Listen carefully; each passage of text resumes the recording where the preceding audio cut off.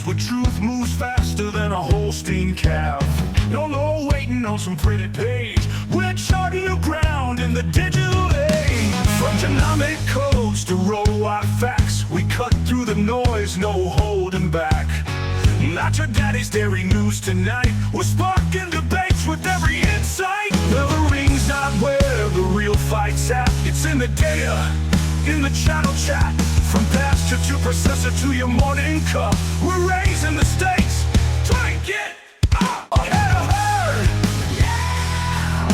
Where the future's more than just a word. Ahead of herd. Come on! The Bullvine's calling, let your voice be heard. Welcome back to the Bullvine Podcast, where we cut through the dairy industry noise to get you the insights that actually matter for your operation. If you're tired of the fluff, the PR spins, and the sales pitches, and you just want the hard truth about where this industry is going, you are in the right place. And today we are diving deep into a feature piece titled Genomic Horizons, Modern Math for Holstein Margins. And I have to be honest with you, right off the bat, when I first saw that headline, I thought, great, another math lesson. Just what I need after a morning of fixing scrapers. But once I actually sat down with the data in this piece, I realized this isn't a math lesson, this is a wake-up call. It really is. Yep. And it's a wake-up call for anyone, and I mean anyone, who is still walking their pens, looking at their cows, and thinking, I like the look of that one, so she stays. Oh yeah, the old eye test. Exactly. We are looking at a fundamental shift here. The source material recovery today challenges a decades-old habit that, let's be real, most people in this industry have. It's that instinct to breed based on coat color, pattern, or kind. But today, we are going to contrast that, let's call it a sentimental approach, with the cold, hard math of 2025 and 2026 genomics and economics. And the timing on this couldn't be better, or maybe worse, depending on how your balance sheet looks at the moment. But seriously, this matters right now because the margin for error is shrinking. We aren't just talking about genetic theory here, we're talking about cash flow. The days of carrying a cow because she's a pretty good one are just... they're over. Let's put some numbers on those stakes right out of the gate, because I don't want people to think we're just talking about aesthetics. We have modeling from High Ground Dairy referenced in this deep dive, showing that farmers are potentially leaving over $4 US per hundredweight on the table. Hang on. Stop right there. $4. $4 per hundredweight. That is a massive number. I mean, if you tell a producer they can pick up 50 cents, they're listening. You tell them $4 and they're going to think you're selling snake oil. It sounds unbelievable, I know.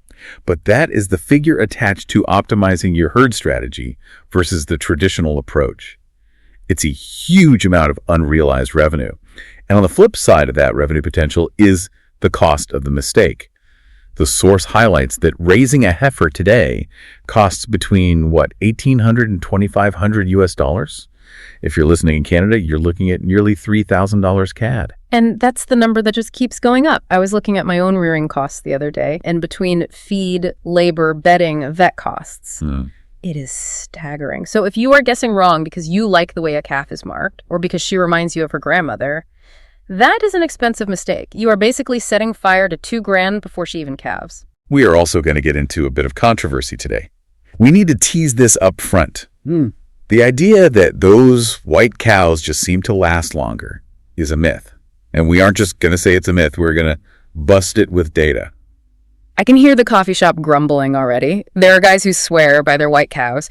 But we also have to talk about the elephant in the room, which is the inbreeding trap. We've chased speed so hard with genomics that the gene pool is shrinking faster than we realized, so we have a lot to unpack. Let's get into it. I want to start with what we call the coffee shop myth. Yeah. We all know it. It's practically a ritual. Oh, absolutely. It's the classic winter meeting conversation. You're sitting there, maybe having a donut, looking at a bull catalog, or scrolling through a sire list, and someone leans over and says, I just like a cow with a lot of white on her. They seem to handle the heat better, they last longer, they clean up better.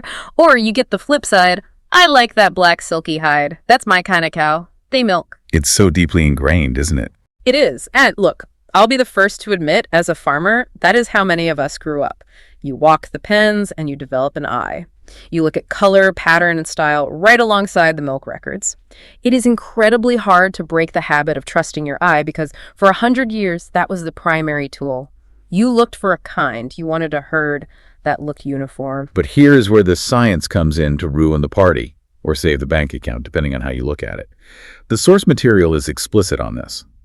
The genes that control pigment, specifically MC1R and COPA, sit on completely different chromosomes than the genes that drive milk and fertility. Okay, let's pause there and really explain that, because to a layman or even a busy farmer, genes are just genes. They're all in the soup together, right? Right. Think of it this way.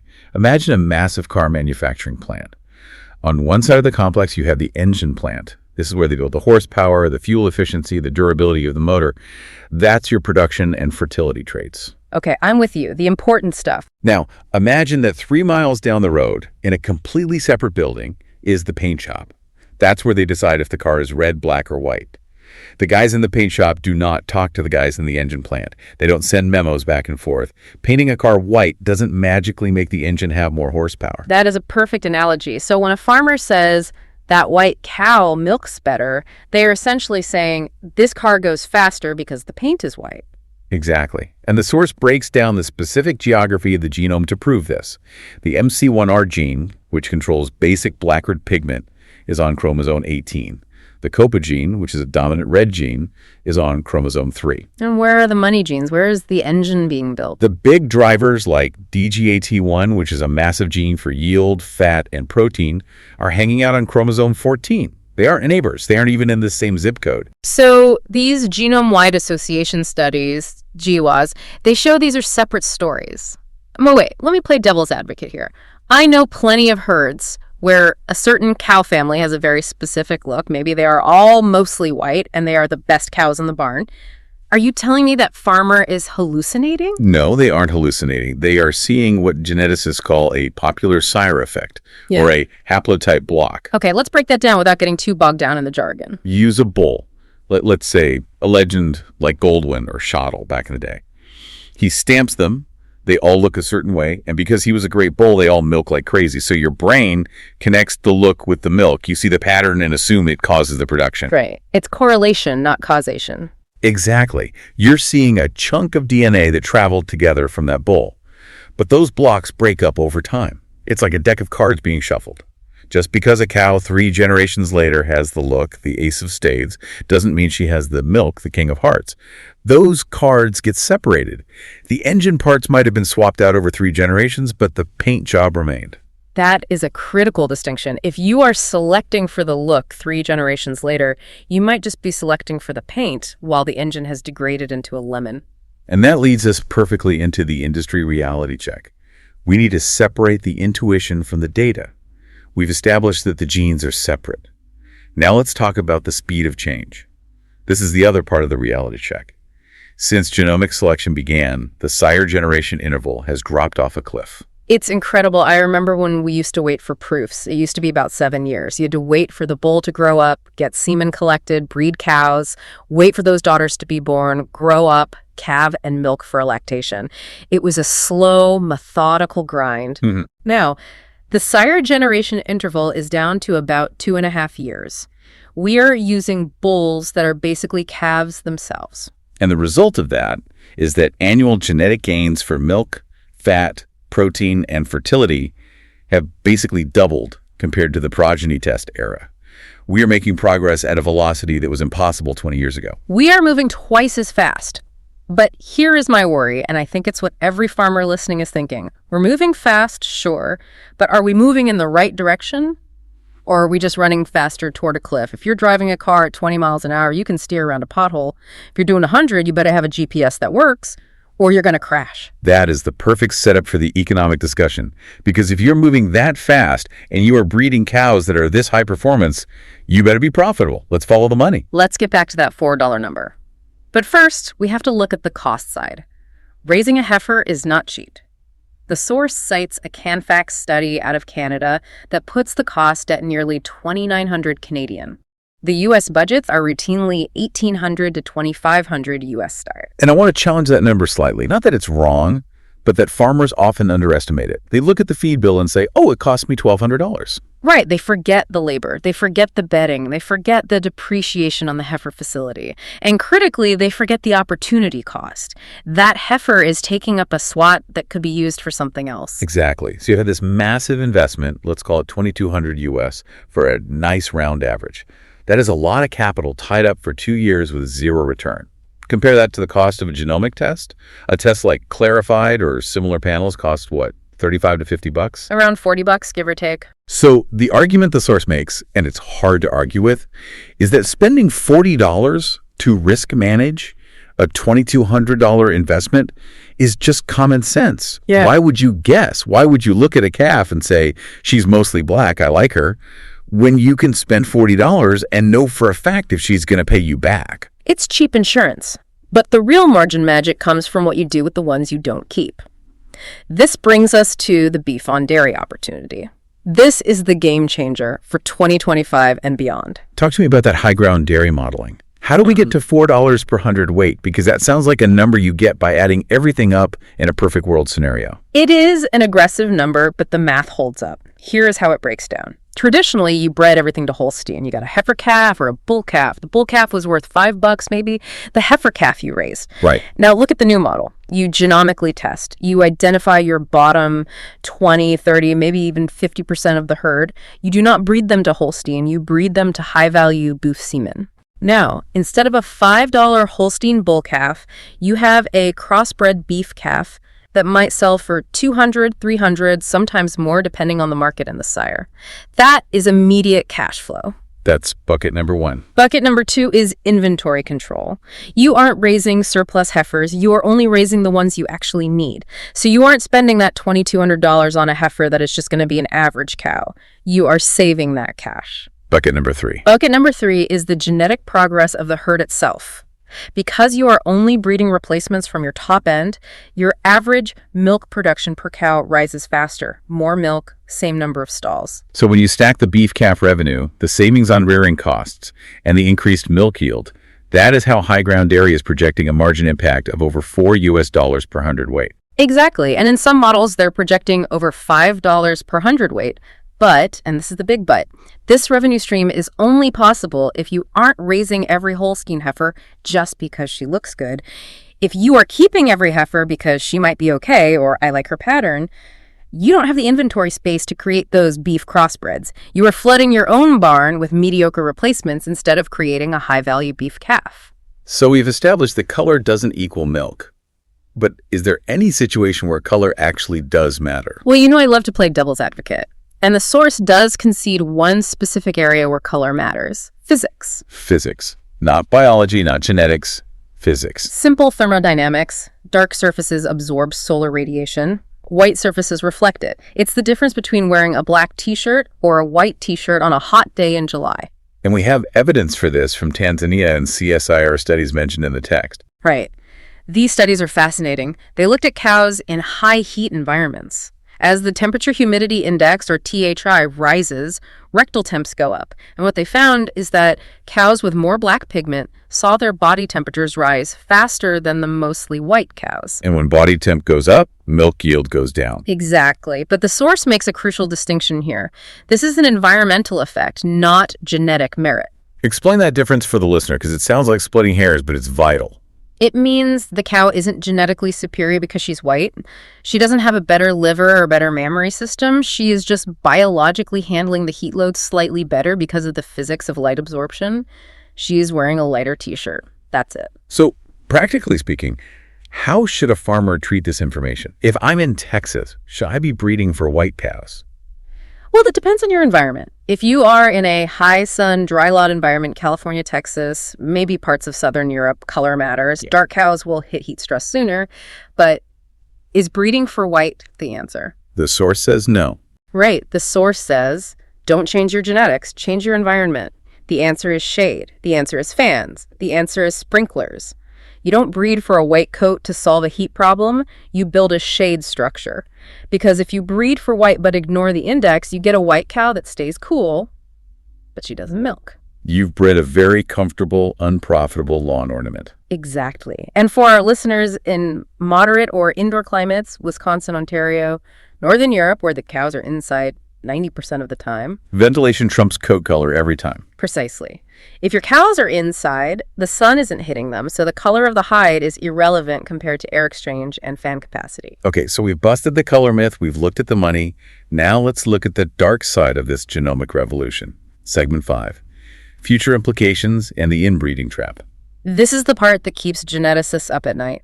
We talked about how fast we are moving generation intervals dropping to 2.5 years. Well, when you move that fast, you tend to use the same super sires over and over. Everyone wants the top bull. The source mentions a specific term, runs of homozygosity, or ROH. Yeah, ROH. Imagine your DNA as a zipper. If the DNA you get from your mom is identical to the DNA you get from your dad for a long stretch, the zipper is closed. That's a run of homozygosity. It means you have zero genetic variation in that stretch. And why is that bad? Because variation is the toolbox the cow uses to fix problems. If she has 2 different copies of a gene, she has options. If she has 2 identical copies and those copies happen to be defective or weak, she has no backup plan. And the data is startling. A North American Holstein study from 1990 to 2016 showed ROH segments went from about 57 per animal to 82. That is a massive jump. And the rate of inbreeding doubled per calendar year once genomics kicked in. Because we are turning generations over so fast, we are stacking that inbreeding up quicker than ever before. We are closing the zipper tighter and tighter. What are the consequences of this? Is it just a number on a page? No, it has real-world effects. Italian data links higher genomic inbreeding to reduced stayability. Stayability, that's a great term. It measures how long a cow stays in the herd. The data shows that highly inbred cows burn out. They don't have the resilience. Maybe they get sick and don't bounce back as fast. Maybe they have subtle fertility issues. They just fail. So the question becomes, are we breeding ourselves into a corner? In a way, yes. If we aren't careful, we are building Ferraris, but we might be using fragile parts. So what is the fix? We can't go back to 1990. No, we can't. The solution is what they call optimal contribution mating. It sounds fancy, but it basically means stop just looking at the pedigree names, look at the genomic relationship matrix. So don't just ask, is the sire her dad? Ask, how much actual DNA do they share? Exactly. Because of the way DNA recombines, a cow might share 50% of her DNA with your sire, or maybe slightly more or less depending on the shuffle. You need to look at the molecular level. And practically, for the farmer listening, it means use a team of bulls. Don't put all your eggs in the basket of the one bull of the year. Use a team, spread the risk. This brings us to a bit of a contrarian take to wrap up the discussion. If genomics is doing all the heavy lifting, selecting the heifers, predicting the milk, managing the inbreeding, does the stockman's eye matter at all anymore? Yeah. Are we just data entry clerks? This is the emotional part of the discussion. Yeah. And the answer is a resounding yes, the eye matters, but the role has changed. Oh. Think about it. In the old days, the eye was the selector. You stood in the pen and pointed, breed her, cull her. You were the judge, jury, and executioner based on visual appraisal. And now the eye is the manager. I love that distinction. Genomics cannot see a cow limping. Genomics cannot see that a heifer is being bullied at the feed bunk and isn't getting enough grain. Genomics cannot tell you that a cow is having a rough transition and looks depressed. So the farmer needs to use their eye to spot early lameness, transition issues, barn usage. Exactly. There is a great anecdote in the source about a producer who realized his eye is now his best management tool, while the DNA handles the investment decisions.